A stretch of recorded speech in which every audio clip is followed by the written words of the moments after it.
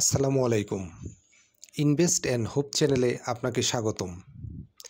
এই চ্যানেলটি buy sell নির্দেশ করে না, বাই সেল নিজ দায়িত্ব করবেন। এখন যে শেয়ারটি নিয়ে আলোচনা করব সেটি হচ্ছে ফুয়াং সিরামিক। জুন ক্লোজিংয়ের একটি স্টক। লাস্ট 15 দিনে 12% মাইনাস এবং 30 দিনে 15% মাইনাস করেছে।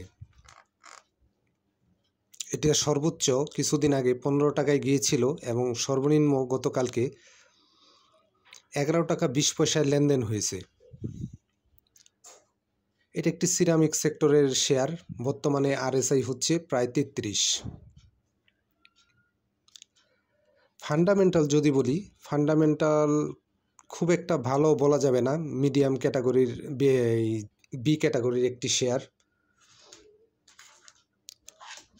যথেষ্ট পরিমাণে লোন আছে এবং বাংলাদেশ পুঁজিবাজারে যদিও অনেক দিন আগে লিস্টেড হয়েছে,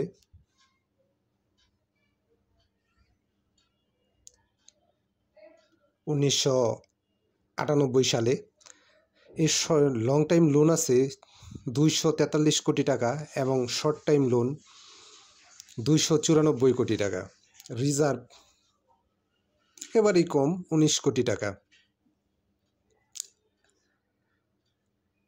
পেড অফ ক্যাপিটাল হচ্ছে 136 কোটি টাকা। মার্কেট ক্যাপিটাল 154 কোটি টাকা। এ মাসে এর ডিভিডেন্ড আসার কথা। আপনারা এই মুহূর্তে যে এই শেয়ারটা উপরে কিনে আটকায় আছেন তারা হয়তো ভাবতেছেন যে আজকে যেহেতু ইন্ডেক্স প্লাস হয়েছে অ্যাভারেজ করবেন কিনা। শুধুমাত্র আজকের ইন্ডেক্স প্লাসের মধ্য দিয়ে মনে হয় অ্যাভারেজ করার ডিসিশনটা নেওয়াটা ঠিক হবে না। কালকের পুরো মার্কেটটা দেখার পরে ইন্ডেক্স যদি পজিটিভ থাকে সেক্ষেত্রে আপনারা চিন্তা করতে পারেন অ্যাভারেজ করার। কারণ একদিনের মার্কেটের উপরে প্লাস হবে কিনা এবং ইন্ডেক্স উপরে যাবে কিনা এটা নির্ভর করে না। কালকে যদি প্লাস থাকে, ভালো একটা মার্কেট ক্যান্ডেল তৈরি করে, সেক্ষেত্রে বলা যাবে যে মার্কেট হয়তো বা উপরে যাচ্ছে। আর যদি যদি অ্যাভারেজ করার চিন্তা থাকে সেক্ষেত্রে সকালবেলা না করাটাই ভালো। সারাদিন মার্কেট পর্যবেক্ষণ করে তারপরে ইন্ডেক্স যদি পজিটিভ থাকে সেক্ষেত্রে অ্যাভারেজ করা যেতে পারে। এই শেয়ারটা মোটামুটি অনেক নেমে গেছে। 15 টাকা থেকে 11-20 টাকায় গতকালকে ছিল। আজকে যদিও 40 পয়সা প্লাস হয়েছে, তারপর খুব ভাবনা চিন্তা করে অ্যাভারেজ করাটা ভালো এবং কালকের মার্কেটটা অবশ্যই পর্যবেক্ষণ করা উচিত। একদিনের মার্কেটের উপরে মার্কেটের আপ ট্রেন্ড নির্ণয় করা যায় না। যারা এই মুহূর্তে অ্যাভারেজের কথা ভাবতেছেন, আমি বলবো যে কালকের মার্কেট এবং ইন্ডেক্সের দিকে দৃষ্টি রেখে অ্যাভারেজ করবেন কিনা এটা ভাববেন। কালকের মার্কেট যদি পজিটিভ হয় এবং ক্যান্ডেল যদি ভালো করে, সেক্ষেত্রে কালকে দিন শেষে অ্যাভারেজ করা যেতে পারে।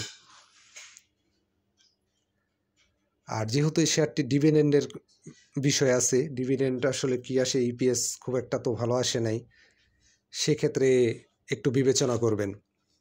হুট করে ডিসিশন নেবেন না। সকালবেলা যাই হোক না কেন, দিন শেষে অ্যাভারেজ বা এন্ট্রি যাই হোক, দিন শেষে নেওয়ার চেষ্টা করবেন। সেটা এই শেয়ারের ক্ষেত্রে না, সব শেয়ারের ক্ষেত্রে। আর আপট্রেন কন্টিনিউ করলে, যে কোনো শেয়ার অ্যাভারেজ করলে বের হওয়া যায়, সেই শেয়ারটি থেকে বের হওয়া যায় বা প্রফিট নেওয়া যায়। এন্ট্রি নিলে কিছু না কিছু প্রফিট হয়। যেহেতু অনেক দিন ডাউন ট্রেন্ডের পরে আজকে সবেমাত্র একটা সবুজ ক্যান্ডেল করছে, সবুজ হয়েছে এবং ইন্ডেক্স কিছুটা প্লাস হয়েছে, এতে করে হুট করে অ্যাভারেজ বা এন্ট্রি না নেওয়াটাই ভালো। কালকের ইন্ডেক্সটার দিকে খেয়াল রেখে তারপরে অ্যাভারেজ বা এন্ট্রি নেওয়া যেতে পারে।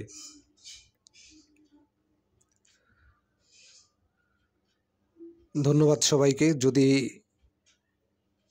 কথাগুলো ভালো লাগে অবশ্যই চ্যানেলটা সাবস্ক্রাইব করবেন। পরবর্তীতে আরও অন্য কোনো শেয়ার নিয়ে আপডেট জানানো হবে। ধন্যবাদ।